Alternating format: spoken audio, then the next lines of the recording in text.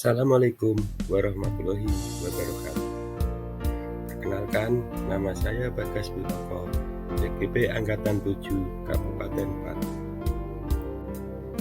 Koneksi antar materi, kesimpulan dan refleksi modul 1.1 adalah yang saya percayai ketika saya di kelas sebelum saya mempelajari modul 1.1 pemikiran Ki Hajar Dewantara.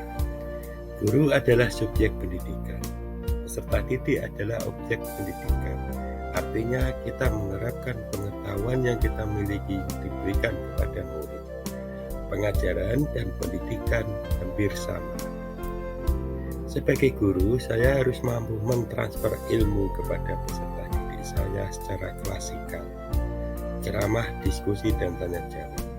Saya menganggap siswa tidak akan paham kalau materi pelajaran tidak saya jelaskan.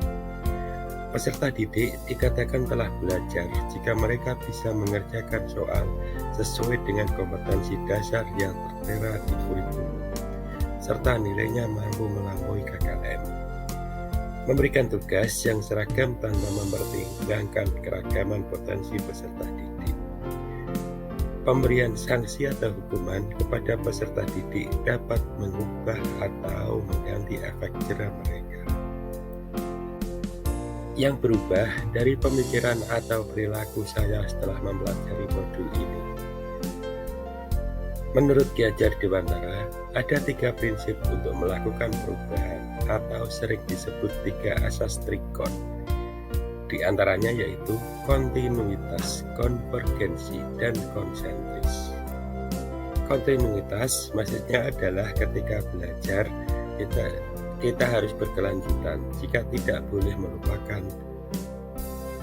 boleh melupakan budaya dan sejarah dalam melakukan perubahan. Konvergensi maksudnya adalah pendidikan harus memanusiakan manusia dan memperkuat nilai kemanusiaan kita. Konsentris maksudnya adalah pendidikan harus menghargai keberagaman dan kebersamaan peserta didik. Tujuan pendidikan utama yang digagas Ki Hajar Dewantara adalah bagaimana pendidikan mampu membuat anak memiliki budi pekerti yang baik. Budi pekerti atau watak diartikan sebagai bulatnya jiwa manusia. Sebagai pendidik, kita harus terbuka namun tetap waspada terhadap perubahan-perubahan yang muncul. Pada dasarnya, anak bukanlah kertas kosong yang bisa digambar sesuai dengan keinginan orang dewasa.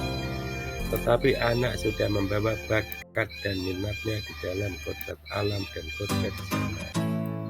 Yang saya terapkan lebih baik agar kelas dapat mencerminkan pemikiran Ki Hajar Dewantara. Saya harus mengubah mindset saya yang tadinya berpikir bahwa anak itu adalah selembar kertas kosong yang tidak atau belum tahu apa-apa. Saya mencoba menciptakan suasana kelas yang menyenangkan. Hal ini sejalan dengan kodrat anak yang senang bermain. Lalu selanjutnya yang dapat saya terapkan lebih baik agar kelas dapat mencerminkan pemikiran Ki Hajar Dewantara adalah saya harus mengupayakan pembelajaran yang berpusat, memberikan ruang, kesempatan, dan fasilitas seluas-luasnya agar anak mampu berpartisipasi aktif dalam kegiatan pembelajaran. Saya sebagai guru selain memberikan wejangan harus bisa juga memberikan teladan yang baik. Penerapan pemikiran Ki Hajar Dewantara di kelas dan di sekolah saya. Yang pertama, membaca Asmaul Husna sebagai unsur insan manusia yang bertakwa kepada Tuhan Yang Maha Esa.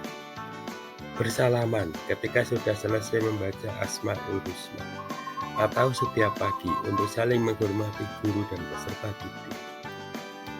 Kolaborasi peserta didik, berkolaborasi dengan teman-temannya demi memecahkan suatu masalah. Itu yang ketiga. Yang keempat, mandiri. Peserta didik mampu dan bertanggung jawab dalam mempresentasikan hasil karyanya. Selanjutnya, bergotong royong. Sebagai insan peserta didik, mereka bergotong royong untuk menghias kelas. Terus yang selanjutnya lagi, yang saya lakukan di kelas saya, ikut menyesuaikan perkembangan zaman dan teknologi. Mereka menggunakan Android mereka untuk perkembangan zaman dan teknologi dalam membuat desain dari Canva. Hasil pembelajaran setelah mereka saya ajak untuk menganut paham filosofis Ki Hajar Dewantara, yaitu pembelajaran yang terpusat kepada peserta didik. Kesimpulannya, menyadari tentang kodrat siswa, baik kodrat alam maupun kodrat zaman, sehingga saya tidak terlalu memaksakan siswa. Lalu selanjutnya, saya harus meninggalkan kegiatan menghukum siswa dengan kegiatan-kegiatan yang bersifat fisik, dan saya harus melakukan pendekatan yang lebih humanis dan holistik untuk membangun kesadaran dan karakter mereka. Saya akan menerapkan pembelajaran yang berpusat kepada peserta didik, agar mereka bisa senang ketika berada di dalam kelas. Terima kasih. Wassalamualaikum warahmatullahi wabarakatuh.